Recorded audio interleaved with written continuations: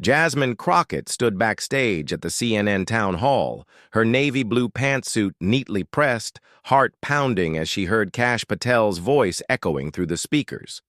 The former Trump Defense Department official was already on stage, confidently, declaring, "Crockett is just another progressive with no clue about how national security works." The audience gasped at his audacity, a mix of cheers and boos filling the air. Through the curtain, Crockett could see Patel in his sharp gray suit, gesturing theatrically to the crowd, his grin obvious as he added, "She's all talk.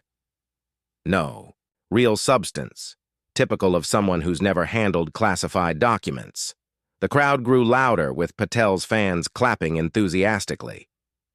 What Patel didn't realize was that Crockett had brought something unexpected, evidence that would completely turn his story upside down.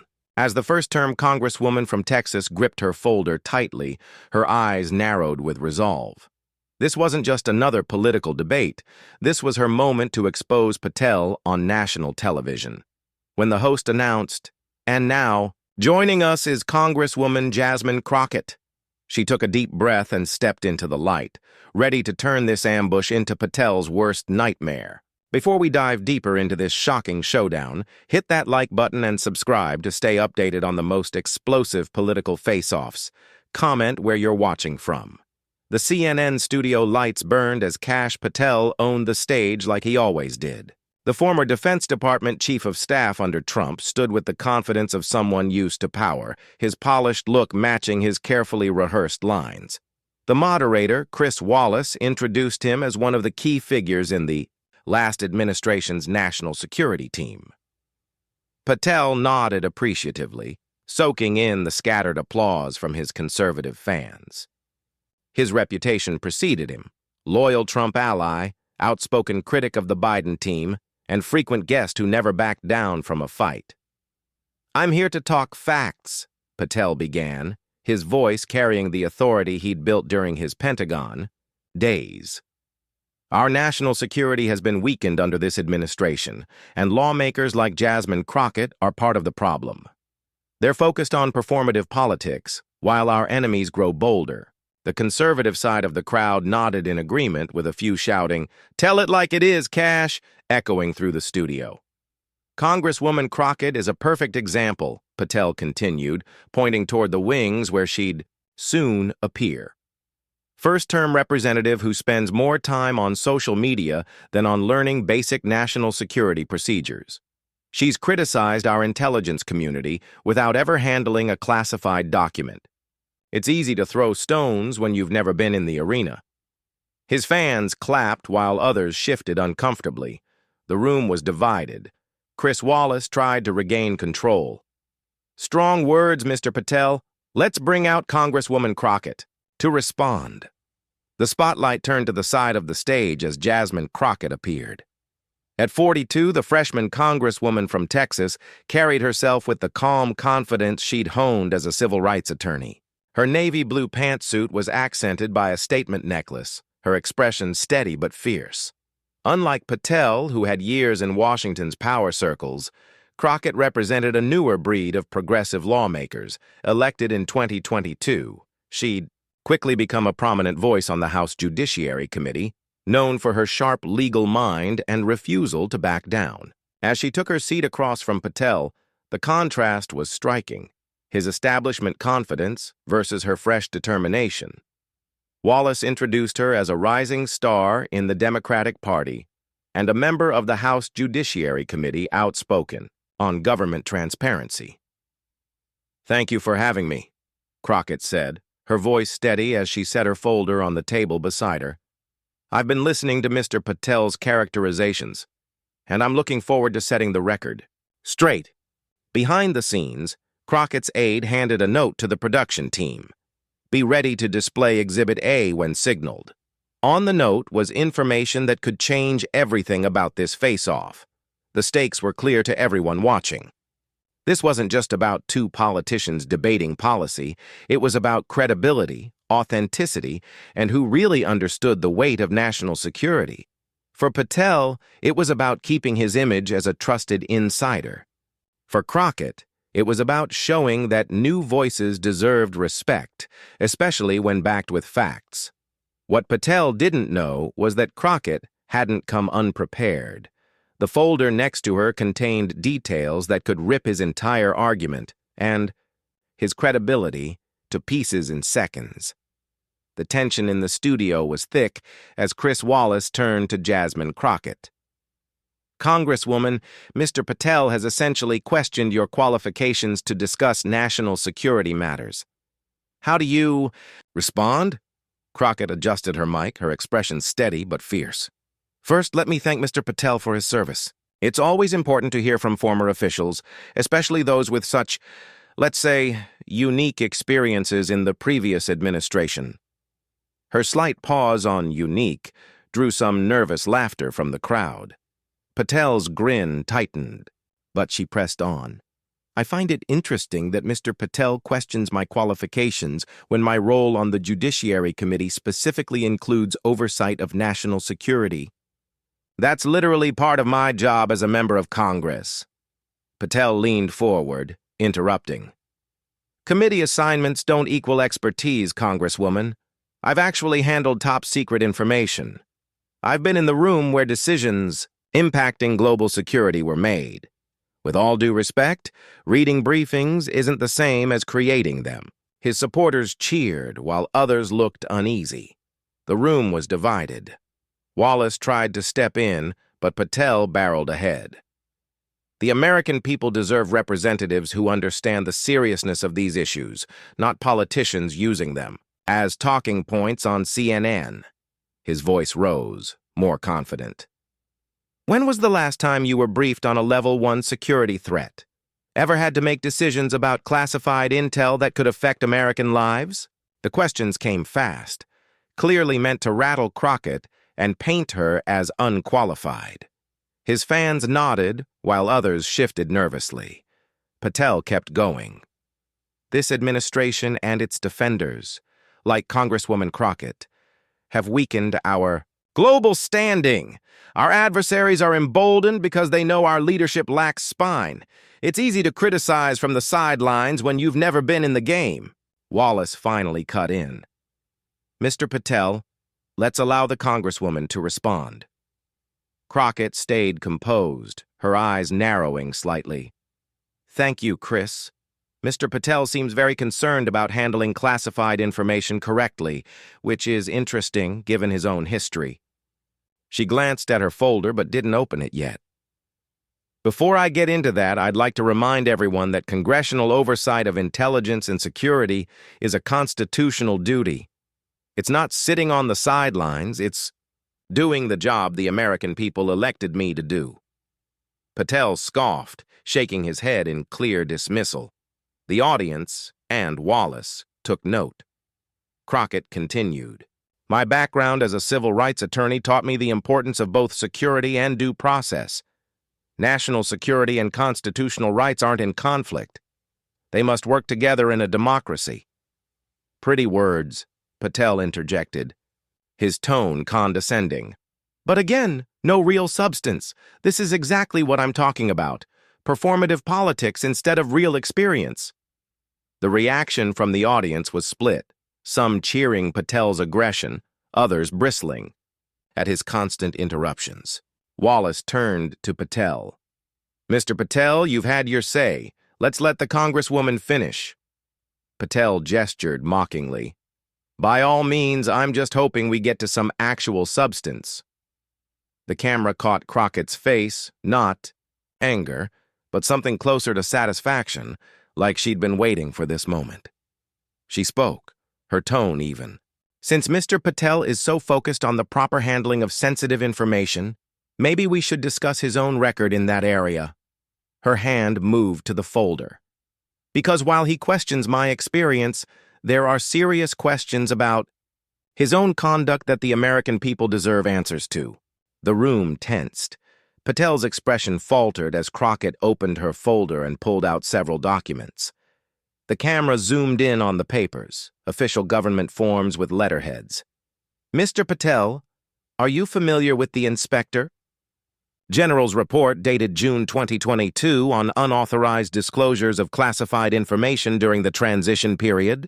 Crockett asked, her tone sharper now, almost prosecutorial. For the first time, Patel hesitated, his confidence wavering. I'm familiar with many reports, Congresswoman. You'll need to be more specific. Crockett signaled the production. Team and a document appeared on the large screen behind them, an official report with highlighted sections. The audience buzzed as they tried to read. Page 47, paragraph 3, she said calmly. It specifically names you, Mr. Patel, in connection with what the IG called troubling breaches of established security protocols. Not my words. The Inspector General's. The studio fell silent. Even Wallace looked stunned. Patel's face hardened, his earlier smirk gone. That report is totally taken out of context, he said, his voice less sure than before. And parts of it have been disputed by several officials. Crockett nodded. I thought you might say that. That's why I brought the follow-up assessment too. She held up another document, this one from September 2023, Confi. Crockett said without waiting for Patel's response. She gestured to the production crew, and the screen switched to reveal a fresh document, a transcript of congressional testimony. This is from your testimony before the House Oversight Committee. On December 13, 2021, she read aloud, I never disclosed any classified material outside authorized channels. That was your sworn statement. She looked directly at Patel. Yet the IG report clearly details 3 situations where you did just that. Would you like to explain the conflict? Patel's face turned even redder. This is ridiculous. You're cherry-picking phrases and intentionally twisting things. I'm quoting you directly, Crockett cut in, her voice steady yet assertive. Your words, Mr. Patel, under oath. The contrast between them couldn't have been sharper. Crockett, standing confidently with documentation in hand, Patel becoming noticeably defensive and upset. The audience sensed the shift, with even some of Patel's original supporters glancing uneasy. But the most shocking part, Crockett continued, pulling out yet another file, was what happened afterward. She signaled again, and the screen displayed what looked like an email chain with several names hidden. These emails show that after learning about security protocol breaches, you tried to have those who reported them reassigned to other departments. Some might call that retaliation, Mr. Patel. Gasps spread through the audience. Wallace leaned in, just as surprised by the revelations as everyone else. That's an outright lie, Patel shot back, his voice climbing. Those staffing changes were purely for operational reasons, totally unrelated to any reports. Crockett nodded thoughtfully. Interesting, because I also have here, she produced another document, the sworn affidavit of James Keller, former Deputy Director of Operations, stating that you explicitly told him, and I quote, "We need to get rid of anyone who doesn't understand how things work now." She looked up. This conversation supposedly happened 3 days after the first security breach was reported. The studio fell silent. Even Wallace seemed temporarily lost for words. Patel's supporters, who had been so vocal at first, were now silent, many shifting awkwardly in their seats. This is character assassination, Patel finally stammered, his composure cracking. You come on national television with these manipulated documents and try to— They're not manipulated, Mr. Patel, Crockett said, her voice steady but not cruel. They're the official record, and they tell a very different story than the one you've been pushing about who's fit to handle national security. She turned to the audience, her expression serious. Let me be clear. I'm not bringing this up to score political points. I'm bringing it up because national security is too vital for hypocrisy. When Mr. Patel questions my qualifications while his own record shows these issues, the American people deserve to know. The audience broke into applause, not just from her supporters, but across the entire studio. It was the kind of reaction that comes when people sense realness cutting through the usual politics. Wallace, regaining his composure, turned to Patel.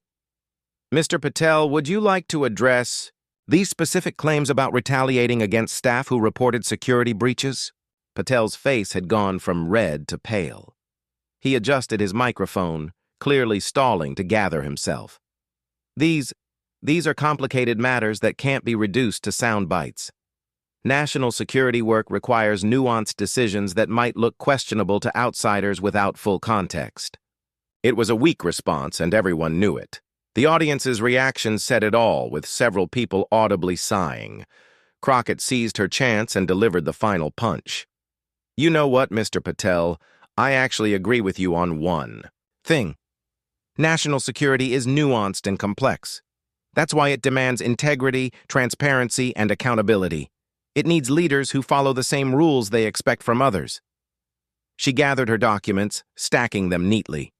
"So when you question whether I'm qualified to discuss these topics, maybe you should think about whether someone with a record of ignoring security protocols should be the one casting those stones." The audience erupted again, many on their feet.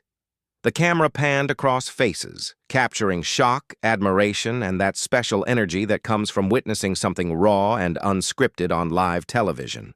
Patel sat frozen, the smirk wiped away, replaced by the tight expression of a man who knew he'd been thoroughly outplayed. What started as his attempt to undermine a freshman congresswoman had turned into his own public reckoning. Wallace, ever professional, tried to give Patel one final chance. "Mr. Patel, you have 30 seconds for a final response." Patel straightened his jacket, trying to salvage a shred of dignity. "The American people are smart enough to see through this political theater. My service record stands on its own, and I'm proud of it. What the Congresswoman fails to mention are the countless threats we neutralized and the reforms we made." "Your time is up, Mr. Patel," Wallace cut in, turning to Crockett. "Congresswoman, your final 30 seconds. Crockett nodded, her expression solemn. "I didn't come here to attack Mr. Patel personally. I came to defend the idea that oversight matters, that following security protocols matters, no matter who's in power. When we make these issues partisan, America loses. So yes, I'll keep asking hard questions about national security, not because I lack experience, but because that's exactly what the American people elected me to do." The applause was instant and overwhelming. Even Wallace looked impressed as the camera pulled back to a wide shot of the studio. Crockett stood, tall, documents in hand, completely composed. Patel slumped slightly in his seat, the image of a man who'd walked into a fight he never saw coming. The producer signaled for a commercial break, but not before capturing a final shot of the audience. Many on their feet, phones raised high, capturing a moment they knew would be replayed millions of times in the coming hours. As the CNN town hall cut to commercial, the studio buzzed with excitement. Audience members scrambled to post clips online, their fingers flying across screens to share what they'd just seen. Production assistants hurried about, some looking shocked by the segment's turn. No one had predicted that the clash between Kash Patel and Jasmine Crockett would become an instant viral hit. Patel rose quickly, ignoring the outstretched hand of a producer trying to adjust his mic. His face remained flushed, jaw set tight as he walked quickly backstage, immediately surrounded by his team. "Get me on the phone with Greg at Fox," he muttered. "We need to get ahead of this narrative. Right now." Meanwhile, Crockett stayed in her seat, calmly accepting a bottle of water from an aide. Unlike Patel's tense exit, she seemed collected, even slightly surprised by the audience's overwhelming response. Chris Wallace leaned over during the break. "Congresswoman, that was unexpected," he said, a rare break from his usually neutral tone. "Sometimes the truth just is," Crockett replied simply. Outside the studio, social media was already going wild. Within 5 minutes, Jasmine Crockett receipts was trending nationwide, with clip after clip of the confrontation flooding Twitter, TikTok, and Instagram. The moment when Crockett revealed the IG report was being shared at a rate that threatened to crash some platforms. Jasmine Crockett just ended Kash Patel's entire career live on CNN, read one viral tweet, racking up over 50,000 likes in the first 10 minutes. Another popular post featured a split screen of Patel's confident grin at the start of the "Oh" segment and his ashen face by the end, captioned simply, "How it started versus how it ended." Conservative accounts rushed to defend Patel, accusing Crockett of using selective evidence and gotcha politics, but even among right-leaning viewers, there was a grudging acknowledgement that Patel had been thoroughly bested. "Patel walked right into that one," admitted one prominent conservative commentator. "Never underestimate your opponent. Basic strategy." As the commercial break ended, Wallace welcomed viewers back, giving a wry nod that, "We've certainly had an eye-opening discussion about national security credentials tonight." The camera panned to show Patel had returned to his seat, but his posture had completely changed. Gone was the relaxed confidence, replaced by a stiff stance and a blank stare. "Before we move to audience questions," Wallace continued, "I want to give Mr. Patel a chance to address the documents Congresswoman Crockett presented on security protocols." Patel cleared his throat, his media training kicking in as he tried to regain his footing. "What we saw here was a typical Washington gotcha moment. The Congresswoman brought out cherry-picked documents without giving full context. The matters referenced were administrative and were handled through appropriate channels. This is exactly the type of political theater Americans are tired of." His voice had steadied, but the damage was done. The audience's reaction was lukewarm at best, with some visible eye rolls as he tried to brush off the evidence. Crockett didn't interrupt, letting Patel finish before responding. "With all respect, Mr. Patel, these documents are complete and unaltered. They're available through FOIA, which is how my office got them. They're not classified, they're the public record. The American people deserve the truth, especially from those who appoint themselves as experts on who's qualified to talk national security." The first audience question came from a middle-aged woman who called herself a registered independent. "Mr. Patel, given what we've just